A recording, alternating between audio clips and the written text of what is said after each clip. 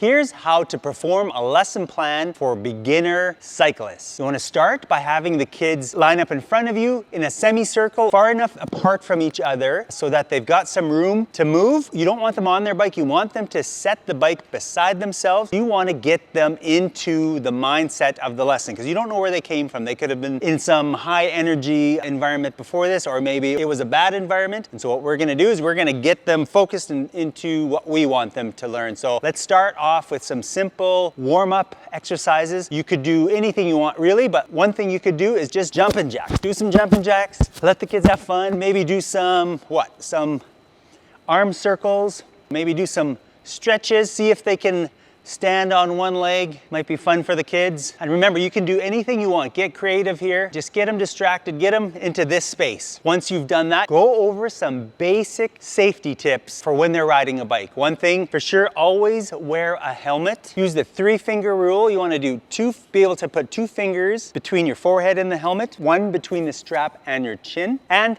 there should be a nice V shape around your ears for maximum comfort. As far as riding bike in the community, you want to review some basic signals. Right turn, left turn, stop. So what you want to do is have the kids mimic you.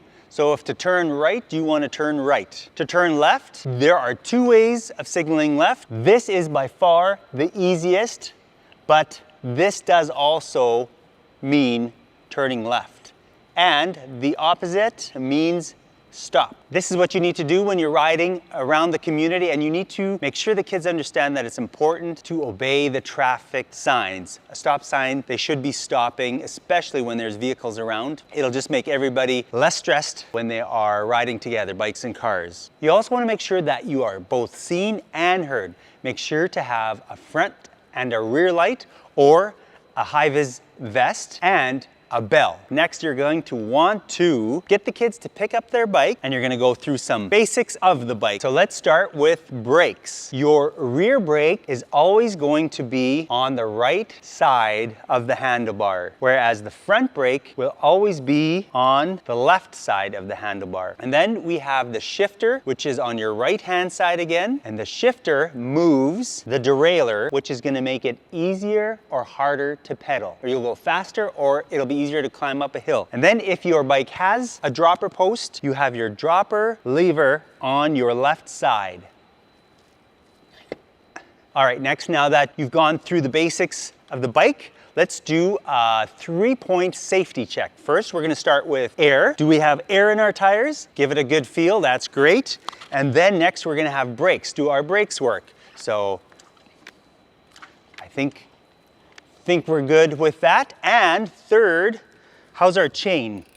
Chain looks great. Chain is lubed. If it's really dusty and loud, make sure to put a little bit of lube on that. Now that we've done that, the lesson is basically on the basics, which is balance. Balance is the key thing when riding your bike. So that is what today's beginner lesson is going to be all about. So basically, set up some cones, maybe 5 feet apart, and have the kids weave through each pylon without hitting it. To make the challenge harder, just decrease the spacing between the cones. Another great balance drill for kids that they love is the figure 8.